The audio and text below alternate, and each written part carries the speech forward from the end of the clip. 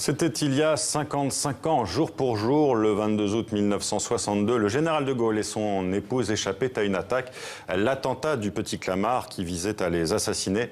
Derrière l'opération, des hommes de l'OAS opposés à l'indépendance de l'Algérie, et ce qui sauva sans doute la vie du couple présidentiel, eh bien, c'est la DS-19 dans laquelle il se trouvait. La Citroën a continué à rouler alors qu'une vingtaine de balles avaient touché le véhicule. Alors comment cela a-t-il été possible? On en parle dans un instant avec Frédéric Soumois en direct de Bruxelles. Mais regardez d'abord ces archives de la télévision française après l'attentat. Et au Quai des Orfèvres, on examinera minutieusement la voiture du président de la République dont les impacts portent un témoignage éloquent du danger qu'il courut. C'est miracle, peut-on dire, que ni le président ni Madame de Gaulle n'aient été atteints par les balles. Et on est en direct de Bruxelles avec vous, Frédéric Soumois. Vous êtes journaliste scientifique pour le quotidien belge Le Soir. On vient de le voir, une vingtaine de balles a touché la Citroën DS du général de Gaulle. Comment est-il possible qu'elle ait continué à avancer? Est-ce que c'est miracle, comme on vient de l'entendre?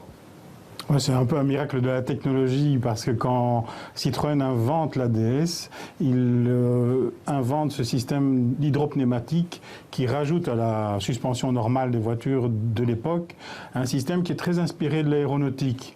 Et donc on utilise non pas de l'eau hydropneumatique mais un liquide spécial qui, sous pression, est placé dans 4 globes aux 4 coins de la voiture. Alors, l'effet courant, ordinaire, c'est de donner une meilleure suspension à la voiture, de lui permettre un meilleur contact vers le sol et donc une meilleure tenue de route, un meilleur amortissement des chocs.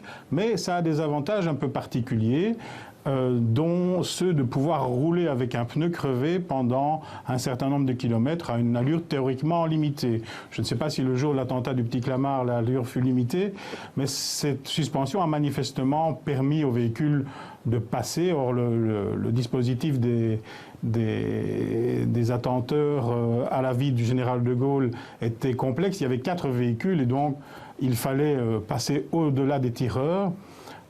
Et ça a permis vraisemblablement, ce système a permis vraisemblablement au véhicule du président de la République, qui était un véhicule totalement de série. On changeait un peu la disposition du siège parce que le général de Gaulle avait de très grandes jambes, mais ce n'était pas un véhicule blindé. Donc certaines balles ont traversé l'habitacle et le véhicule, malgré 2 pneus crevés, a pu rejoindre l'aéroport de Villacoublay et ensuite il a continué son voyage tout à fait paisiblement. Est-ce que vous savez si cet attentat a eu un impact positif pour l'image de Citroën, à faire connaître justement cette fameuse suspension? Oui, manifestement, elle a été utilisée dans les années qui ont suivi comme argument de vente supplémentaire.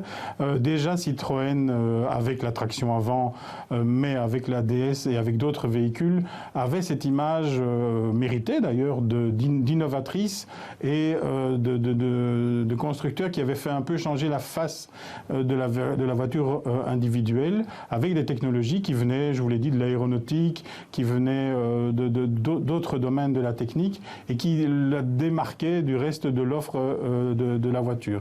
Et donc, manifestement, l'histoire du président de la République qui échappe au tir de l'OAS et des 2 poulets, parce que l'anecdote raconte que Yvonne de Gaulle, qui était restée de marbre face à l'attaque, s'était inquiété des deux poulets. Et alors, les gens de l'escorte ont cru qu'elle parlait de 2, et en fait, il s'agissait de 2 poulets froids de chez Fauchon, qu'elle avait prévu de manger le lendemain avec le président Pompidou.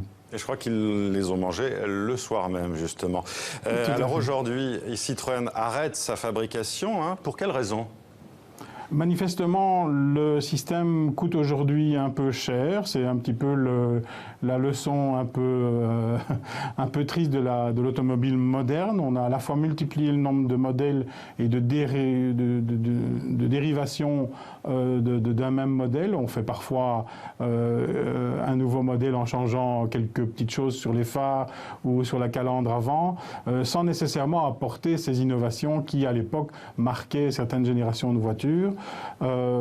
Disons que le reste du marché automobile a aussi rattrapé la qualité de la suspension hydropneumatique. C'est vrai qu'aujourd'hui, grâce notamment à l'électronique, il faut se dire par exemple que l'ABS en 1955 c'était inimaginable. Or, la suspension hydropneumatique permettait de répartir la pression du freinage en fonction de la charge arrière. Donc ce qu'on avait dans le coffre était tenu en compte par la suspension hydropneumatique. Aujourd'hui, c'est une fonction qui est assumée par l'ABS de votre voiture, qui est devenue un équipement standard. Donc, le différentiel entre une DS et les voitures ordinaires de 1955 ou de 1962 et une voiture aujourd'hui équipée de cette suspension et les voitures du reste du marché est devenu plus petit. Et du coup, je crois que la marque a renoncé à ce dispositif. Elle n'a pas renoncé, comme d'autres marques, à proposer des innovations pour améliorer la suspension. Quelles innovations, justement, Frédéric Soumois ? Il y a aujourd'hui essentiellement des systèmes qui sont basés sur les capteurs d'assiette, les capteurs de rotation de roue, qui permettent aux calculateurs, et c'est un mot dit au pluriel parce qu'ils sont multiples sur les voitures modernes, de savoir si vous êtes dans une situation normale, c'est-à-dire vos quatre roues roulant à la même vitesse et étant indépendantes mais dans le même sens, ou si vous êtes en train de freiner de manière urgente devant un camion qui se met en ciseaux devant vous, ou dans une courbe par exemple, où la force ou la vitesse de rotation des roues va être différente à l'intérieur et à l'extérieur de la courbe. Donc il y a énormément d'innovations qui sont aujourd'hui en préparation. Merci à vous, Frédéric Soumois, d'avoir été en direct avec nous depuis Bruxelles.